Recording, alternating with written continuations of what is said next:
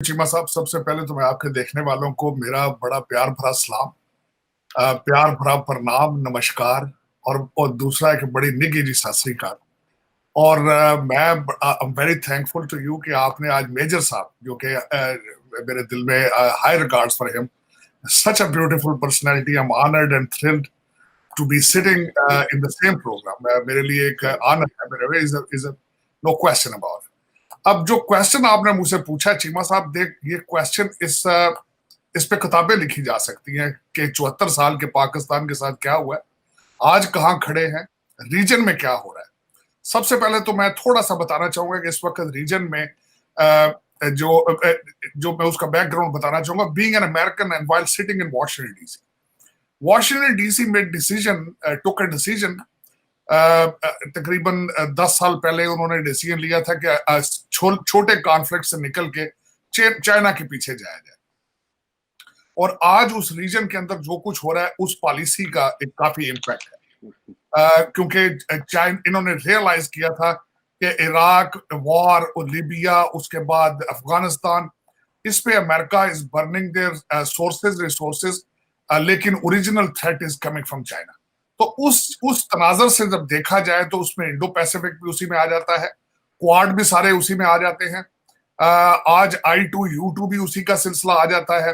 कुछ चाइना के पीछे जाना, अमेरिकन इंटरेस्ट, और उसमें खासकर बिलखसूस मैं एक तो खासकर मुझसे ज्यादातर लोग दोस्त समझते हैं कि मे बी मैं पाकिस्तान बैशिंग करता हूँ। It's not a Pakistan bashing, it's a real facts को देखा जाए तो फिर लोग उसको समझते हैं शायद हम क्रिटिसाइजिंग। और दूसरा, माय पैशन फॉर पाकिस्तान, ये कि why Pakistan is behind in that region, वो भी मैं उसके बारे में बोलता हूँ, तो उस पर थोड़ी सी तकलीफ होती है। अब उसमें जब चाइना पे फोकस अमेरिका ने किया तो उस पे जाहिर है बराक ओबामा आइडेंटिफाइड कि Bharat, India can be a better partner in that against China. उनके उनकी स्टेबिलिटी इन पॉलिटिक्स, उनकी ग्रोथ इन इकोनॉमिकल ग्रोथ, और उस वजह से, और दूसरा उनके conflicts with China, so the Bharat became successful in it to उनको बावर कराने में कामयाब रहा भारत कि we can be a better partner against China in that region. और ये सारा जो मैं उसका कह रहा हूँ, उसके साथ सारा अटैच है उसके साथ। अब मैं उसको कंपेयर करूंगा पाकिस्तान के साथ। पाकिस्तान का सबसे बड़ा इशू इस वक्त ये है, अगर देखा जाए तो सबसे बड़ा जो इशू है नेशनलिज्म का है। नेशनलिज्म बिल्कुल नहीं है।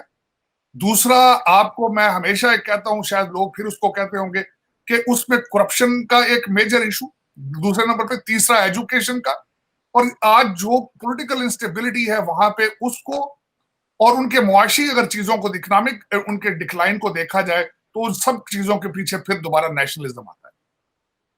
आज पाकिस्तान इस मेरी नजर में अगर देखा जाए तो is not anywhere on the radar in the regional politics किसी में, क्योंकि पूरी दुनिया को पता है कि पाकिस्तान के अंदर इंस्टेबिलिटी, अगर आज की बात की जाए, पंजाब सबसे बड़ा सूबा है, उस वहां कोई रेट ऑफ गवर्नमेंट नहीं है, गवर्नमेंट मौजूद ही नहीं। उसके बाद जो इस वक्त फेडरल गवर्नमेंट बैठी है, वो एक वोट ऑफ नो कॉन्फिडेंस के रिजल्ट में उन्होंने पावर हासिल की है, उनके पास मैंडेट ही मौजूद नहीं है, अपोजिशन मौजूद ही नहीं है हाउस के अंदर। तो आपका क्या ख्याल है, जब इंटरनेशनल पार्टनर आपके साथ चीजें डिस्कस करते हैं तो वो इन चीजों को नहीं देखते, वो देखते हैं कि एक मिनिस्टर या एक किसी आदमी से जब डायलॉग किया जाता है और उसकी गवर्नमेंट की स्टेबिलिटी नहीं है, अगर क्योंकि पीछे सारा मीडिया कह रहा हो कि government is going with in 48 hours और गोइंग विद इन 36 आवर्स, तो उसकी क्या उसकी सह होगी। आप IMF के लिए उठते हैं तो वहां से अगर इश्यूज आते हैं तो चाइना के पास जाते हैं, चाइना के बाद उठते हैं सऊदी अरेबिया के पास जाते हैं पैसे मांगने। तो जब तक आपके पास कोई दुनिया को देने के लिए, लेने के लिए कुछ नहीं होगा, दुनिया आपकी रिस्पेक्ट नहीं करेगी। That is what the situation in Pakistan. Unfortunate and sad situation. इसमें मैं किसी चीज को एग्जैजुरेट करने की कोशिश नहीं कर रहा हूं। Facts are facts. मुझसे अगर कुछ दोस्त या लोग इसमें एग्री नहीं करते तो दे कैन गूगल थिंग्स। मेरी भी इंफॉर्मेशन कोई एजेंसियों की इंफॉर्मेशन नहीं है, based on my own research है। तो उसके मुकाबले में दूसरी साइड पे, बल्कि अगर आप बल्कि अगर किसी वक्त ये भी किसी आपके प्रोग्राम में करेंगे, और आई कैन डिफाइन कि भारत को पिछले 20-25 सालों में इस पॉइंट में पहुंचने के लिए क्या क्या चीजें थी जो इस पोजीशन पर लेकर आई हैं। अनफॉर्चुनेटली पाकिस्तान के अंदर वो नहीं है, होनी चाहिए। मैं हमेशा एक चीज को कहता रहा हूं कि नेशनलिस्ट मूवमेंट्स चली थी, जिसके रिजल्ट में डोनाल्ड ट्रंप आए थे, उसमें ब्रेक्सिट हुआ था, मैक्रा आए थे, अरब स्प्रिंग हुई थी, उसी का रिजल्ट में मोदी साहब आए थे, उसी के रिजल्ट में इमरान खान आए थे। लेकिन अनफॉर्चुनेटली कई ममालिक के अंदर वो जो नेशनलिस्ट मूवमेंट्स थी वो सक्सेसफुल नहीं हो सकी, और कई जगहों पे नेशनलिस्ट मूवमेंट अभी खड़ी है और वो सक्सेसफुल है।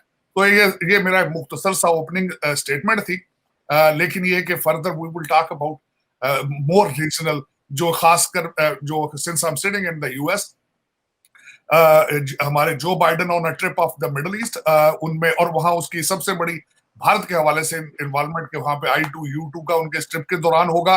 और उन्होंने जो आखिरी प्रेस कॉन्फ्रेंस में की, उन्होंने कहा कि चाइना और रशिया का एक वैक्यूम था, वहां पे मैं उनको फिल करने आया हूं।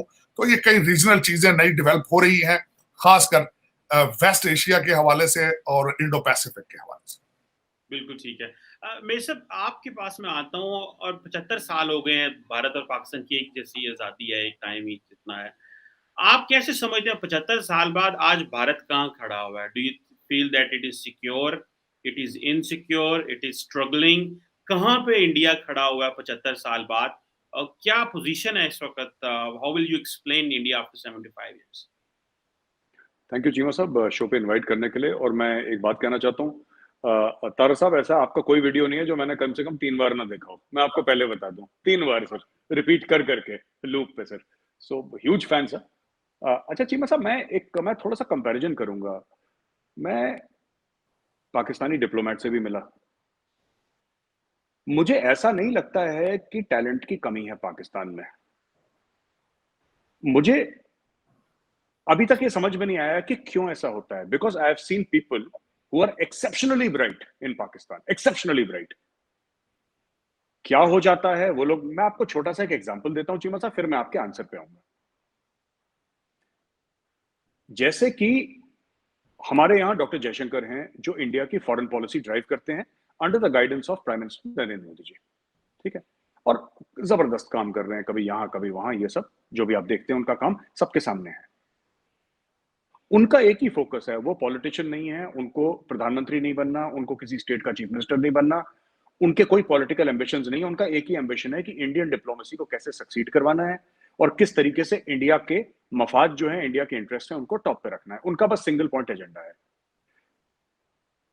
आपका इतना बढ़िया डिप्लोमेटिक कोर है पाकिस्तान में, लेकिन वहां पे जैसे मैं देखता हूं शाह महमूद कुरैशी साहब, उनको पंजाब का चीफ मिनिस्टर बनना है। अब देखिए, अगर वो पंजाब का चीफ मिनिस्टर बनेंगे तो पाकिस्तान की डिप्लोमेसी कौन संभालेगा? So it is not that कि पाकिस्तान में भी वही टैलेंट है जो इंडिया में। सर, अगर किसी को ये गलतफहमी है तो मैं ऑन रिकॉर्ड दूर कर देता हूं कि ऐसा नहीं है। It is just that I do not know. मुझे ऐसा लगता है, और थोड़ी सी मैं हो सकता है कड़वी बात लगे चीमा साहब, लेकिन विद योर परमिशन मैं फिर भी कहना चाहूंगा। मुझे ऐसा लगता है कि most of Pakistan wounds are self inflicted. खुद के ऊपर ऐसी चीजें कर रखी है जो कि गलत है, नहीं करनी चाहिए किसी भी मुल्क को। अब मैं आता हूं इंडिया के ऊपर, जो आपका सवाल था। मुझे ऐसा लगता है कि we have a long way to go Cheema साहब। कोई Hindustani out of a sense of patriotism ये कहता है कि वी हैव अराइव्ड, वो गलत बोल रहा है, वो झूठ बोल रहा है। हमें बहुत लंबा सफर तय करना है। लेकिन जैसे हम लोग बोलते हैं ना, इंडिया में गाड़ी एवरेज ठीक दे रही है, गाड़ी एवरेज ठीक दे रही है। वी विल गेट देयर, ये कॉन्फिडेंस है। लेकिन we have a long long way to go Cheema साहब। We have a long way to go. Hindustan में अभी भी गुर्बत है, गरीबी है, हमें उसको दूर करना है। हमें प्रॉपर ड्रिंकिंग वाटर देना है, जिस पे काम चल रहा है। हमें ऑल्टरनेट एनर्जी के ऊपर काम करना है, जिसके ऊपर काम चल रहा है। काम चल रहा है, it is work in progress, but हम लोग वहां पे पहुंचे नहीं है अभी। कोई ये बोले कि इंडिया वर्ल्ड में बेस्ट है, that is not true. We have decades to go, but with the right leadership, with the right vision, हम लोग पहुंचेंगे वहां पे जरूर, ये मेरा कॉन्फिडेंस है। और सबसे बड़ी बात, जो इंडिया का मेन सुपर पावर है चीमा साहब, मैं आपको बताता हूं, जो काफी लोग इंडिया में मानते भी हैं, जो यहाँ पे थिंकर्स हैं वो मानते हैं, our main super power is not our nuclear weapons, और ये जो हमारी फौजें हैं, या जो हमारी, ये हमारा सुपर पावर नहीं है। हमारा सुपर पावर है हमारे जो आईआईटीज हैं, हमारे आईआईएम्स हैं, हमारे इंजीनियरिंग के इंस्टीट्यूट्स हैं, हमारा जो एजुकेशन है। ये हमारा असली न्यूक्लियर वेपन हमारे ये है, ये हमारे न्यूक्लियर वेपन है। नॉट कि जो हमारे न्यूक्लियर वेपन है वो हमारे सुपर पावर है, ऐसा नहीं है। तो मैं ये मानता हूं we still have covered only 30-40% of the distance, 60% distance हमें और कवर करना है, और उसके लिए बहुत लंबी और खड़ी ऐसी लंबी चढ़ाई है। लेकिन hopefully with the this thing, you know, with the blessings of everybody, 130-140 crore बंदे हैं, एक साथ हम लोग मेहनत करेंगे तो वील रीच